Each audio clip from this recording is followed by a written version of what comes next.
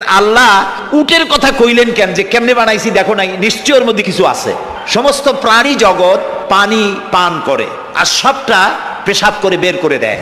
উট একমাত্র প্রাণী পানি পান করার পর সবটা খাইয়া হজম করে না, তার লাঞ্চের কাছে আলাদা একটা চেম্বার আছে, ওই চেম্বারে কিছুটা পানি সেখানে সে রিজার্ভ রাখে। প্রাণী জগৎ বাতাস থেকে অক্সিজেন গ্রহণ করে আর কার্বন ডাই অক্সাইড করে এটাকে বের করে দেয়। উট একমাত্র প্রাণী অক্সিজেন যতটা গ্রহণ করে ততটা ছেড়ে দেয় না, ওর থেকে কিছুটা জমা করে রাখার জন্য তার বুকের মধ্যে একটা জায়গা আল্লাহ একটা চেম্বার তৈরি করেছেন, ওখানে অক্সিজেন জমা থাকে, একদিকে পানি আর একদিকে অক্সিজেন শ্বাস প্রশ্বাসের জন্য। কারণ হলো মরুভূমিতে বালুর ঝড় হয়, মানুষেরা টের পেয়ে যার যার আশ্রয় গ্রহণ করে।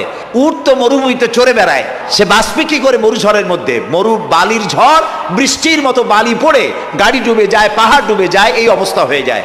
উট যখন টের পায় বালুর ঝড় হবে, সঙ্গে সঙ্গে তার সামনের দুইটা পাও দিয়া বালু সরায় দিয়া তার মাথার গলার অর্ধেকটা বালুর মধ্যে ঢুকায় দিয়া 5 দিন 7 দিন যেন থাকতে পারে পানি আর অক্সিজেনের জন্য, সে যেন মারা না যায়। এর জন্য আল্লাহ রাব্বুল আলামিন তার বুকের মধ্যে পানি আর অক্সিজেন রাখার ব্যবস্থা করেছেন। আফালা ইয়ানজুরুনা ইলাল ইবিলি কাইফা খুলিকাত, কেমনে উট বানাইছি দেখো নাই? সুবহানাল্লাহ বলে।